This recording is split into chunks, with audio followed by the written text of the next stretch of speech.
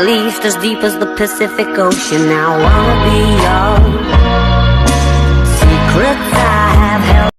ছোটবেলায় মা কাকিদের দেখতাম হাতে বানানো মশলা দিয়ে পোলাও বিরিয়ানি রেসিপিগুলো করে নিতেন, অথবা মুরগির রোস্ট রেজালা যাই করতো হাতে বানানো পাটায় পিষে মশলা দিয়েই তারা সেরে নিত। এতে কিন্তু খারাপ লাগতো না, বরঞ্চ তাদের সেই হাতে বানানো মশলার খাবারগুলোই কিন্তু খেতে বেশ দারুণ লাগতো।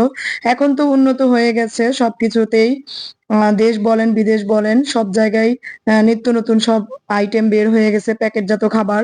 তো আমরা যেহেতু বিরিয়ানি বা পোলাও যেটাই বলি না কেন, যে রেসিপিগুলো উন্নত বা মুখরোচক খাবার বলি, এগুলো খেতে আমরা প্যাকেটের মশলাগুলো এখন ঝটপট রান্নার জন্য, যেহেতু ব্যস্ত সবারই ব্যস্ততা বেড়ে গেছে, তো এই প্যাকেটজাত মশলাগুলো দিয়েই আমরা এই খাবারগুলো রান্না করি।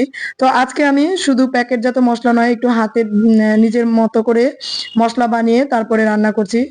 আর অনেকগুলো হাঁড়ি পাতিল আমার এখানে আটকে গেছে, যেগুলো ধোয়া হয়নি। সকাল থেকে ঘুম থেকে উঠেই গ্যাস চলে যাবে এই ভয়ে আগে রান্নাটা সেরে নিচ্ছি, যেহেতু দুপুরে খাওয়া হবে। তো আজকে আমি বিরিয়ানি রান্না করছি, আর প্যাকেটজাত মশলার পাশাপাশি হাতের মশলাটাও দিয়েছি বানানো।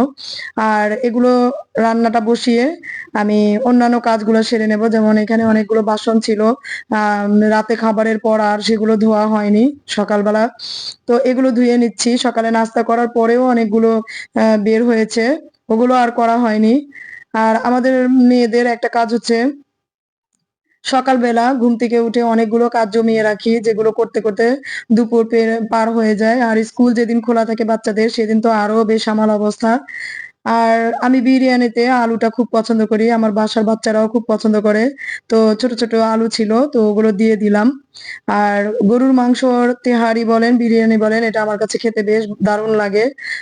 বলতে গেলে আমি মুরগির চাইতে গরুর বিরিয়ানিটাই বেশি পছন্দ করি। আসসালামু আলাইকুম, দেশ ও দেশের বাইরে যে যেখান থেকে আমার আজকের এই ভিডিওটি দেখছেন, আশা করছি সবাই অনেক ভালো আছেন।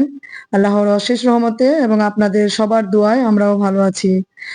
তো আমি জানি না কে কিভাবে রান্না করে খেতে পছন্দ করেন, সবাই তো আর একরকম না। তো রান্না শেষে এই যে এখানে আমার ছেলে খাবার খাবে, তো ওকে খুশি করানোর জন্য আমি সুন্দর করে একটু পরিবেশন করে দিলাম খাবারটা। আর পরদিন সকালে ছেলেকে স্কুলে রেখে বের হওয়ার সময় দেখলাম স্কুলের সামনে খুব সুন্দর ফুল ফুটেছে গাছে, তো ওখানে একটু দাঁড়িয়েছিলাম, বাতাসে খুবই ভালো লাগছিল। বাসায় এসে এখানে পাতলা ডাল বসিয়ে দিলাম। আর সন্ধ্যার পরে মেয়েকে নিয়ে একটু হাঁটতে বের হয়েছিলাম, দেখলাম অনেক তাল উঠেছে বাজারে। আর আপনাদের ভাইয়া অনেকগুলো বাজার করে নিয়ে আসছে রাতের বেলা এখানে। তো এটা দিয়ে পরের দিন আমি সবজি করব। তো সবজির জন্য এখানে সবকিছু কেটে ধুয়ে একসাথে করে নিয়েছি, এটা মিক্সড সবজি হবে। এটা খেতে সবাই অনেক পছন্দ করে আমার বাসার, আর এটা বাচ্চা থেকে বড় সবার জন্যই হেলদি হয়। তো আজকের ভিডিওটি কেমন লাগলো অবশ্যই কমেন্টসে জানাবেন, আর যদি ভালো লেগে থাকে অবশ্যই লাইক শেয়ার করে পাশে থাকবেন। দেখা হবে পরবর্তী কোনো ভিডিওতে, সেই পর্যন্ত সবাই ভালো থাকবেন।